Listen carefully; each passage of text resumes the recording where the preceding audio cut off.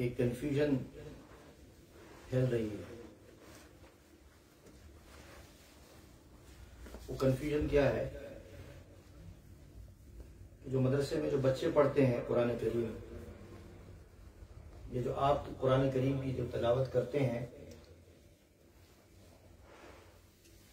उस तिलावत का कोई फायदा नहीं है।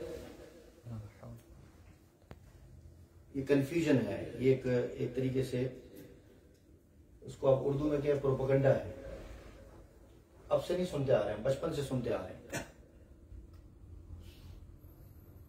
ये जो लोग मौलवी लोग या बच्चों को कुरान करीम जो रटाते हैं, इस रटाने का फायदा नहीं है। तोते की तरह रट रहे हैं, बस रट रहे हैं, बोल रहे हैं, पढ़ रहे हैं, बस। इसका कोई फायदा नहीं है, रट्टे मार रहे हैं कुरान करीम। ये एक प्रोपेगेंडा है, एक कंफ्यूजन है। इस कंफ्यूजन को दूर करना जरूरी है।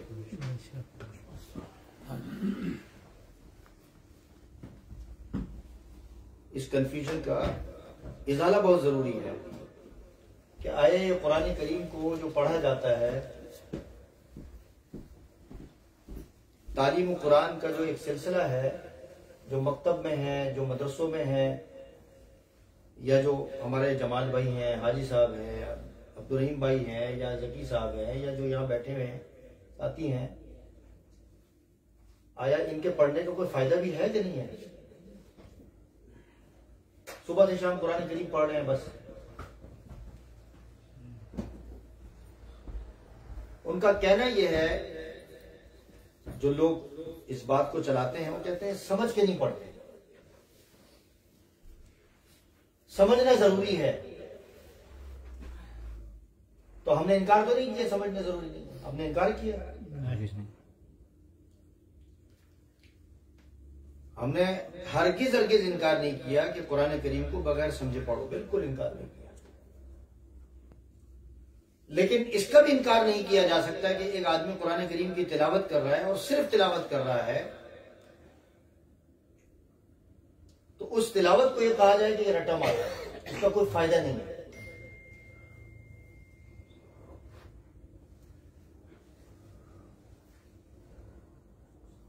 इसके बारे में बेशुमार फजाइल कुरान करीम के अंदर, हदीसों के अंदर मौजूद है। मैं तफसील में नहीं जाऊंगा।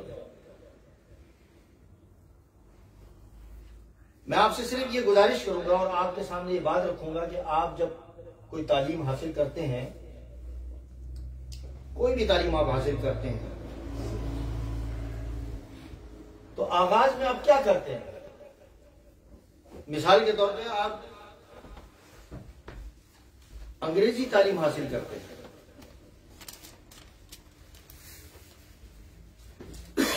आपने कुछ साइंस पढ़ना है और साइंस में फिर प्रैक्टिकल या डॉक्टरी पढ़नी है, तो डॉक्टरी पढ़ने से,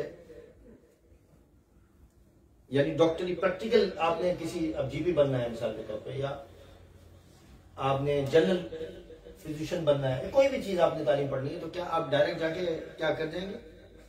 बैठ जाएंगे? आपने क्या कंसल्टेंसी शुरू कर देनी फौरन?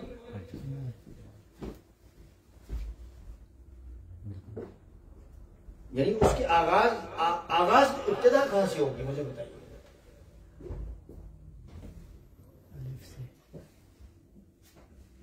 भाई आप जाएंगे, पहले स्कूल में जाएंगे और स्कूल में क्या पढ़ेंगे? ABC पढ़ेंगे कि नहीं पढ़ेंगे? अलिफ से ABC पढ़ेंगे, बिल्कुल।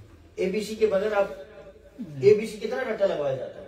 बेशक, बहुत ज्यादा रट्टा लगवाया जाता है कि नहीं जाता? अच्छा, वो जो बात मैंने अर्ज की है, उसके मैं फिर बाद में आपसे अर्ज करता हूं कि उसकी फजीलतों का तो इनकार है ही नहीं कि आदमी सिर्फ तिलावत करता है, सिर्फ तिलावत करता है। लेकिन आगे जो कुरान करीम के जो मकासिद जो बयान हुए हैं, हुकूक बयान हुए, वो अलग है, वो मैं आपके सामने अर्ज करता हूं। लेकिन यहां ये इनकार नहीं किया जा सकता कि आप ABC के बगैर आपने छलांग लगाकर आपने डायरेक्ट जो है वो आपने किसी साइंस की किताब को या किसी डॉक्टरी की किताब को या किसी फिका की किताब पर आप चले गए। यहां आपको अलिफ बा पढ़ना पड़ेगा। और मैं ये समझता हूं कि जो अलिफ बा पढ़ाने वाला जो एक उस्ताद है उसकी अहमियत सबसे ज्यादा है जो बुखारी शरीफ पढ़ाने वाला है या जो कोई साइंसी किताब पढ़ाने वाला है। प्राइमरी के जो टीचर है आपकी या जो प्राइमरी का जो उस्ताद है उसकी ज्यादा अहमियत है बनिस्बत साइंस पढ़ने वाले। क्यों? क्योंकि इसने बुनियाद बनाई है, इसने फाउंडेशन खड़ी की है। जब तक आप अलिफ बा आपने रट्टा नहीं लगवाया, ABCDEFG आपने याद नहीं करवाया, उस वक्त तक आप अगले मरहले में स्टेप भी नहीं रख सकते। पहला मरहला आपका यकीनन लाजमी आपका अलिफ बा और ABC ही है। लेकिन अफसोस की बात यह है कि जो ABC पढ़ाने वाले जो टीचर होते हैं या अलिफ बा पढ़ाने वाले जो टीचर होते हैं उनकी अहमियत कम होती है माशरे के अंदर बनिस्बत उन लोगों के कि जो बुखारी शरीफ पढ़ाने वाला है। बहुत बड़ा दर्जा है बुखारी शरीफ पढ़ाने वाले का, लेकिन जो अलिफ बा पढ़ाने वाला है या ABC पढ़ाने वाला है इसकी अहमियत भी कम नहीं है, उसका दर्जा भी उतना ही है जितना बुखारी शरीफ पढ़ाने वाला है। क्योंकि वो जहनों के अंदर वो फिक्र पैदा कर रहा होता है, वो जहनों को तैयार करा रहा होता है, वो मशक करा रहा होता है कि आगे वो बुखारी शरीफ पढ़ने के लायक बने, साइंस की किताब पढ़ने के लायक बने, डॉक्टरी की किताब पढ़ने के लायक बने, ज्योग्राफिया की किताब पढ़ाने के लायक बने।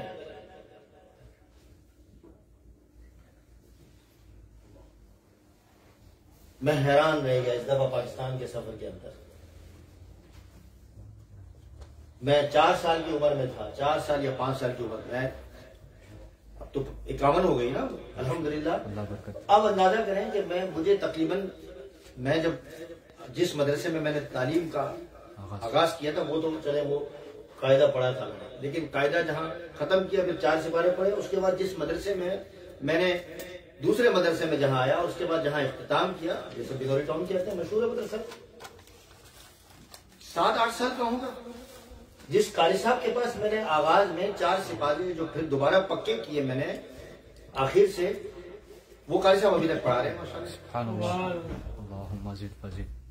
वो कारी साहब आज बड़ी मुश्किलों से, यानी इस वक्त सफर के दौरान लोगों से मुलाकातें बहुत मुश्किल, लेकिन मेरा दिल ये चाहता था कि मैंने अपने जो कारी साहब हैं जिनके पास मैंने कायदा पढ़ा और कायदे के बाद मैंने 4 सिपारे दोबारा दोहराए और जहां मैंने एंट्री दी मदरसे के अंदर, जहां मैं बैठा था उस जगह पे मैं बैठूं और उनके पांव दबाऊं और उनकी उस शक्ल सूरत को देखूं।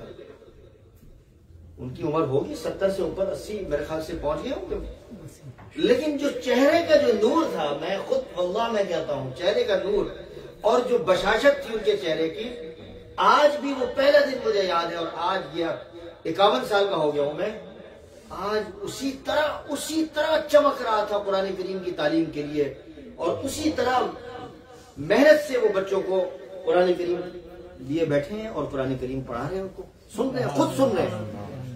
हमारे जो लाइन के, जो दूसरी लाइन के जो लोग होते हैं वो क्या होता है, उमूमन रिटायर्ड हो जाते हैं, कहते हैं नहीं हमने बस अपने रिटायर्ड लाइफ गुजारनी है। लेकिन ये कुरान करीम पढ़ाने वाला ये सिपाही, इसकी चेहरे का जो नूर था, जो अल्लाह तबारक व तआला की तरफ से जो उतर रहा था, वो मैं समझता हूं कि पूरे पाकिस्तान पर ये नूर बरस रहा था। सुभान अल्लाह। और इसकी जो किरणें हैं पूरे पाकिस्तान को आम कर रही थी, उससे मुस्तफीद हो रही थी। मामूली बात नहीं है। कुरान करीम यानी इतने लंबे अरसे, यानी 45 साल से एक ही खिदमत में एक ही जगह पर अपने आप को खपा देना, वो हुजूर सल्लल्लाहु अलैहि वसल्लम की हदीस में कि बेहतरीन वो लोग हैं जो कुरान करीम पढ़ते और पढ़ाते हैं। खैरुकुम मन तअल्लमल कुरान व अल्लमहु। ये तो इनसे पूछे मुफ्ती महमूद साहब से जब ये आए थे, या जो मौलाना मसूद साहब आते हैं, या जो उस जमाने के जो लोग हैं, उनसे पूछें कि किस तरह लोग बेचारे तरसते थे कि हमारे घर में बच्चों को कुरान करीम पढ़ाने वाला कोई मिल जाए, हमसे मतलब जितना वजीफा लेना है ले लें और वो कुरान करीम पढ़ाए। कितना वजीफा मिलता था? 3 पाउंड, 2 पाउंड, 4 पाउंड भी, उससे भी कम।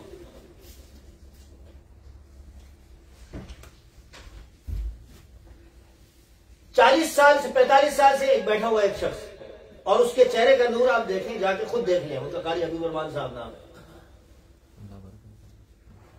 अगर वो चाहते तो आराम की जिंदगी गुजार सकते थे, कहते चलो बच्चों बच्चों को बोलते तुम पढ़ाओ, सवाब तो मिल रहा है। और ये एक नहीं है, हजारों बच्चों ने उनके पास हिफ्ज किया और आज वो कहां कहां कुरान करीम की खिदमत कर रहे हैं। ये बात मैं इसलिए उन लोगों को ये बात बतला रहा हूं, समझा रहा हूं कि कुरान करीम अल्लाह की वो किताब है जिसके पढ़ने का तरीका आज भी हुजूर अलैहिस्सलातु वस्सलाम ने जिस तरीके से कुरान करीम को पढ़ा था आज महफूज है। हुजूर अलैहिस्सलातु वस्सलाम ने जिस तरीके से कुरान करीम को पढ़ा था आज भी उम्मत के अंदर महफूज है। कुरान करीम का सबसे बड़ा मौजज़ा है।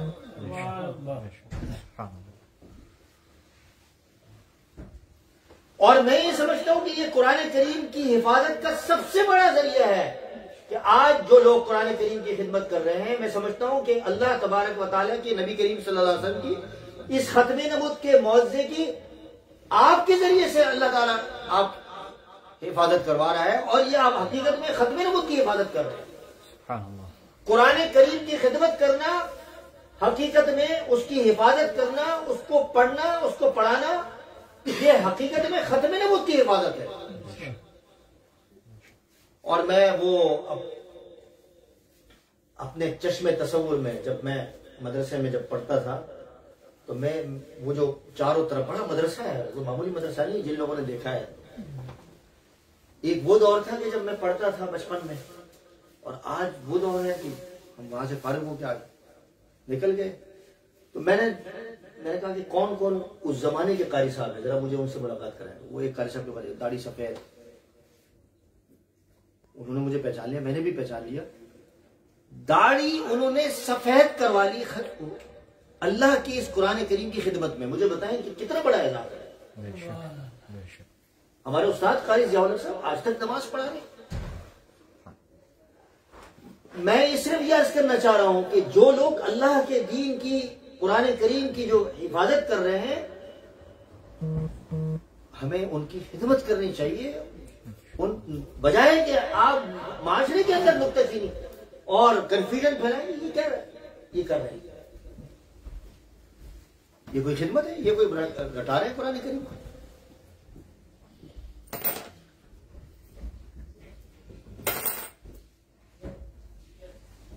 इतनी बड़ी खिदमत कुरान करीम की, ये इसका अजर तो अल्लाह ताला ही वही जानते होंगे। उनको कितनी लज्जत महसूस हो रही होगी, उनको कितना मजा आ रहा होगा कि सुबह से बैठते हैं, सुबह 7:30 बजे, एन 1 मिनट लेट नहीं, 7:30 बजे बैठते हैं और 12 बजे, और फिर दोपहर को 2 बजे से लेकर शाम को 5 बजे तक, और फिर मगरिब के बाद फिर दोबारा याद करा रहे कुरान करीम को, हिफ्ज़ करवा रहे, पक्का करा रहे। ये तो कुरान करीम की हिफाजत है।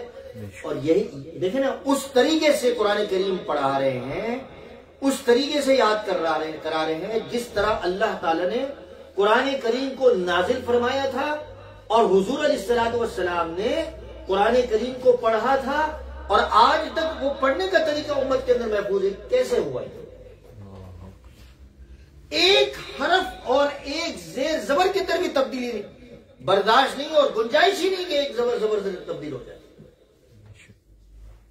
और मामूली वजीफा है, मैं बार बार अर्ज करता हूं कि मामूली वजीफा है कि कोई 1 लाख 1.5 लाख थोड़ी मिलते हैं। ये भी वही सपूत है, ये वही कौम के सरमाया हैं, और ये वही कौम के असासा हैं कि ये भी साइंसदान भी बन सकते थे, डॉक्टर भी बन सकते थे, लेकिन इन्होंने तरजीह दी कि अल्लाह के कुरान करीम की हिफाजत अपने जिम्मे ले लिया कि हम कुरान करीम की खिदमत करेंगे।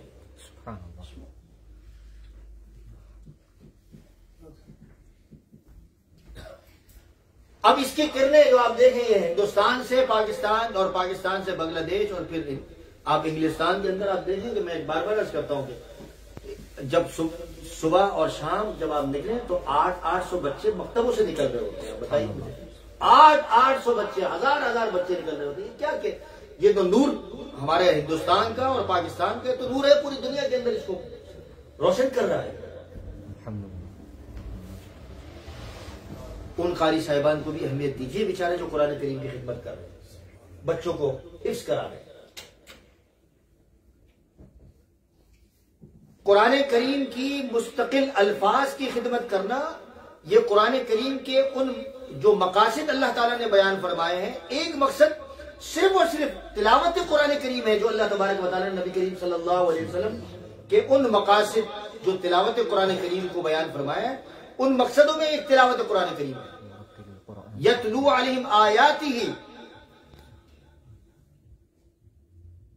युअल्लिमुहुमुल किताब, कुरान करीम की तिलावत अल्लाह तबारक व तआला ने नबी करीम सल्लल्लाहु अलैहि वसल्लम को जो कुरान करीम की तिलावत का जो अल्लाह ताला ने जो एक इल्म अता फरमाया, और उसके जरिए से हुजूर अलैहिस्सलातु वस्सलाम ने उम्मत को कुरान करीम पढ़कर बताया कि कुरान करीम किस तरह पढ़ा जाता। यानी मुस्तकिल तिलावत ये एक अलग मनसब और एक मकसद है जो अल्लाह तबारक व तआला ने हुजूर अलैहिस्सलातु वस्सलाम के जरिए से उम्मत के लिए हुक्म किया कि पढ़ो कुरान करीम। यतलू अलैहिम आयातिही व युज़क्कीहिम, कुरान करीम की एक आयत नहीं है, मैं अभी दलीलें पेश करना शुरू कर तो बहुत सारे दलीलें इस पर मौजूद हैं, लेकिन कुरान करीम के अंदर मुस्तकिल तिलावत का हुक्म मौजूद है और हुजूर अलैहिस्सलातु वस्सलाम का अमल मौजूद है कि हुजूर अलैहिस्सलातु वस्सलाम कुरान करीम की तिलावत किया करते थे और तिलावत का हुक्म दिया करते थे और तिलावत का बाकायदा सबक दिया करते थे। और फिर हुजूर अलैहिस्सलातु वस्सलाम ने इरशाद फरमाया कि ये जो कुरान करीम की जो तिलावत का जो एक सवाब है, इसकी फजीलत है, ये बहुत ज्यादा है। यानी एक शख्स अलिफ लाम मीम पढ़ता है तो कितना सवाब है? 30 ने किया, लेकिन उलमा ने लिखा है कि इससे कई ज्यादा नेकियां हैं। अलिफ एक अलग हरफ है, लाम अलग हरफ है और मीम अलग हरफ है, और फिर उलमा ने इससे आगे बढ़कर जाके अलिफ के अंदर भी 3 हरफ के अंदर मौजूद है, तो कितने नेकियां हो गई? 90 नेकियां हो गई। सिर्फ पढ़ने वाले को इतना सवाब। और फिर कुरान करीम जैसे नाजिल हुआ था उस तरीके से अगर कोई शख्स पढ़ेगा तो उसका बहुत बड़ा सवाल है। हमारे जहां मैं ठहरा हुआ था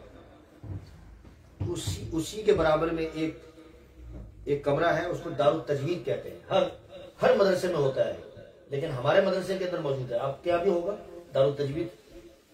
और उस दारुत तजवीद के अंदर हमारे उस्ताद थे, देवबंद के फारिग थे कारी अब्दुल हक साहब रहमतुल्लाह अलैह, और उनके जो बेटे हैं वो भी हमारे उस्ताद कारी ज़ियाउल हक साहब दामद बरकातुहुम, जो इनकी मस्जिद के इमाम हैं, हमारे उस्ताद हैं। वो भी, उनके पास भी हमने किताब पढ़ी, वो जमालुल कुरान और जज़री की किताब। कुरान करीम को किस तरह पढ़ना ये एक अलग फन है। और कुरान करीम के अल्फाज की अदायगी ये एक अलग फन है। यानी इस पर मुस्तकिल, ऊपर चले मैं आपको दिखा दूं, मुस्तकिल इस पर किताबें लिखी गई है, एक नहीं कई जिल्दों के अंदर। किरात का इल्म, तजवीद का इल्म, ताकि कुरान करीम हर एतबार से प्रोटेक्ट हो जाए। दुनिया की किसी किताब या दुनिया की किसी दीन के अंदर, किसी मजहब के अंदर आपको ऐसा मौजज़ा जो अल्लाह तबारक व तआला ने कुरान करीम के लिए अता फरमाया कि कुरान करीम के उलूम को सीखने के लिए इतनी सारी किताबें और इतने सारे तरीके अल्लाह ताला ने अता फरमाए, और इतने फुनून अल्लाह तबारक व तआला ने रखे। क़िराअत का इल्म अलग और तजवीद का इल्म अलग, कि उस अदायगी, कुरान करीम की अदायगी। अब जिस तरीके से पढ़ते हैं, मैंने जैसे कहा कि कुरान करीम पढ़ते हैं, मैं अक्सर कहा करता हूं सूरह फातिहा को ले लें, अल्लाह माफ फरमाए, अल्लाह माफ फरमाए, अल्लाह माफ फरमाए, कि आज मुसलमानों में एक नहीं हजारों लोग ऐसे मिलेंगे कि जिनको अब तक सूरह फातिहा पढ़ना नहीं आती, तजवीद तो दूर की बात। क्यों नहीं सीखते अल्लाह के बंदो? क्यों नहीं सीखते? दुनिया की सारी चीजें सीखने की कोशिश करते हो, लेकिन अल्लाह के इस कुरान करीम इतना बेसहारा, इतना लाचार कि इसको सीखने वाला कोई नहीं है, इसकी सीखने के लिए कोशिश कोई नहीं है। पूछा जाएगा कुरान करीम क़यामत के दिन, हशर के दिन, कि ये जो कुरान करीम जो आया था इसको तुमने सीखा नहीं। अल्फाज कुरान, कुरान के मतन को सीखना ये एक मुस्तकिल इल्म है, इसको सीखना जरूरी है। क्योंकि कुरान करीम आप पढ़ेंगे, सीखेंगे तो नमाज आप सही पढ़ेंगे।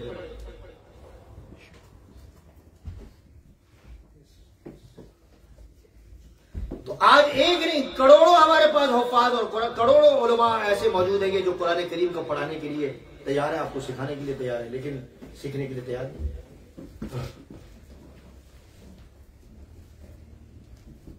भाई ऐसा ना करें। मुस्तकिल इल्म अल्लाह ताला ने कुरान करीम के लिए रखे हैं। अल्फाज की अदायगी, क़िराअत, कुरान करीम के मतन को भी अल्लाह ताला ने, जैसे मैं बार बार अर्ज करता हूं कि महफूज किया है। इन्हीं मुशक्कतों के जरिए से, इन्हीं जद्दोजहद, इन्हीं तगोदौ की वजह से, इन्हीं के तगोदौ की वजह से जो आप देख रहे हैं। मैंने आपके सामने मिसाल दी कि एक शख्स को 50-60 साल हो गए कुरान करीम की खिदमत करते हुए। कोई मामूली इंसान नहीं होता। और इस जैसे बेशुमार आपको लाखों लोग मिलेंगे दुनिया के अंदर कि जो कुरान करीम की खिदमत में लगे, और उसको कोई हैसियत नहीं देता कोई शख्स, लेकिन उसको वो अपनी हैसियत जतलाना भी नहीं चाहता। वो कहता है बस मैं कुरान करीम पढ़ा रहा हूं, अल्लाह के लिए पढ़ा रहा हूं, बस पढ़ा रहा हूं। उसने आज तक कराची का कोई बाजार तक नहीं देखा कि भाई बाजार में जाए और अपनी उस जरूरत को पूरा कर सके। थे अपने शागिर्दों को भेजे भाई ये जाके क्या, सिर्फ और सिर्फ उसकी जिंदगी का मकसद हमने ये देखा कि सिर्फ कुरान करीम की खिदमत। अच्छी सेहत हो या बुरी सेहत हो या बीमार हो, कुरान करीम की खिदमत उसने उस शख्स ने नहीं छोड़ी। ये तो एक शख्स की बात कर रहा हूं, इस तरह बेशुमार हमने लोगों की।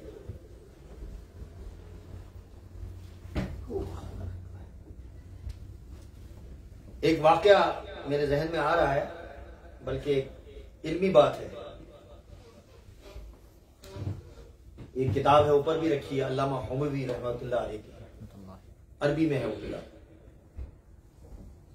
आप ज्योग्राफिया पढ़ते हैं ना, मुअज्जमुल बुल्दान, यानी जो दुनिया भर के जो शहर हैं, दुनिया भर के जो मुल्क हैं, उनके जो शहर हैं, उसकी जो ज्योग्राफिया या उन शहरों के बारे में जो मालूमात है उस किताब के अंदर मौजूद है। और उन शहरों में जो रहने वाले लोग हैं उनकी मालूमात उसमें मौजूद है, वो किस तरह रहते थे। सुन रहे भाई, मिसाल के तौर पर इस इलाके में जो रहने वाले, इस इलाके का या नियम है, इस इलाके में जो रहने वाले जो लोग हैं किस तरह रहते हैं, एक रिसर्च वर्क होती है, आज भी हो रही होगी। उस जमाने के अंदर भी ऐसी मालूमात दी जाती थी ताकि आगे आने वाले लोग जो है उनसे क्या करें, सबक हासिल करें। उन्होंने दो कबीलों का लिखा।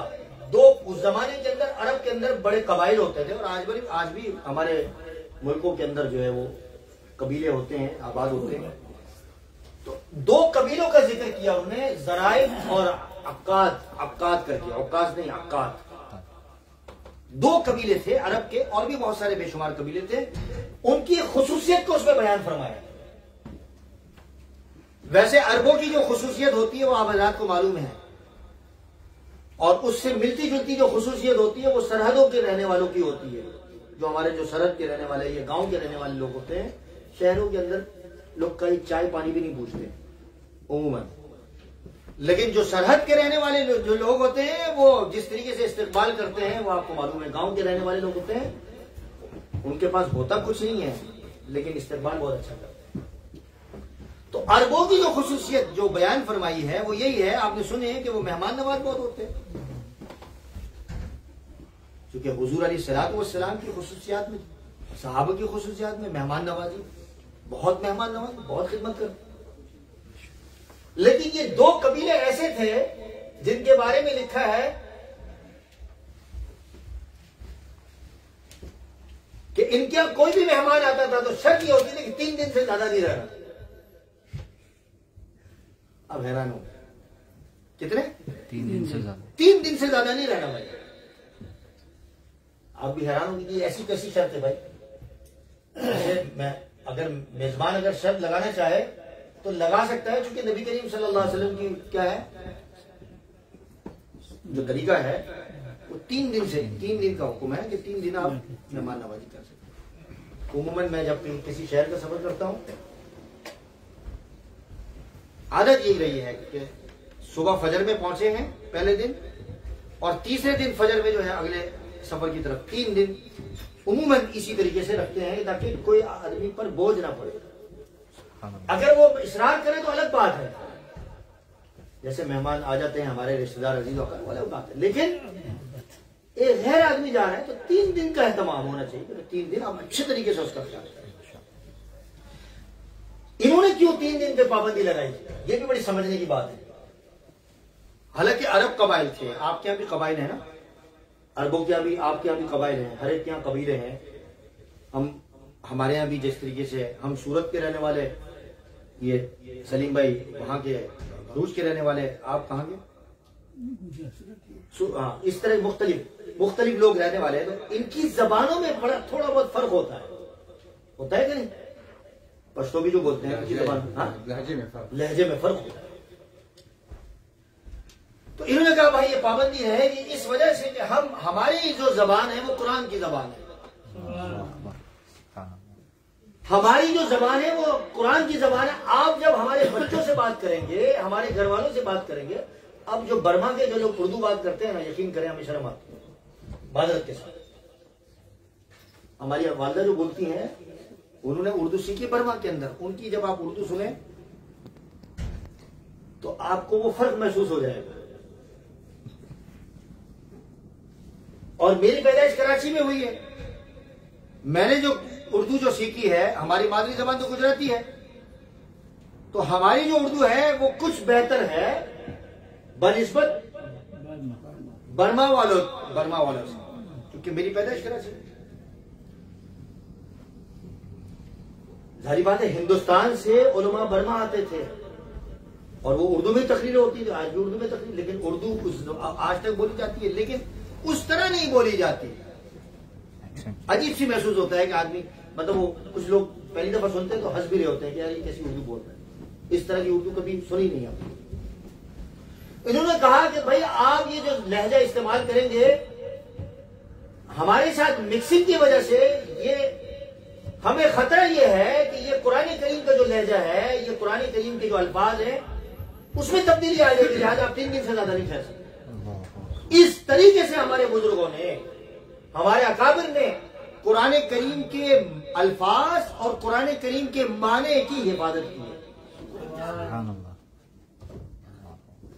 ये मेहनतें हैं भाई, इन लोगों को मामूली ना समझें। और बुखारी शरीफ के अंदर एक वाकया है, वो भी बयान करके बात को खत्म कर देता हूं।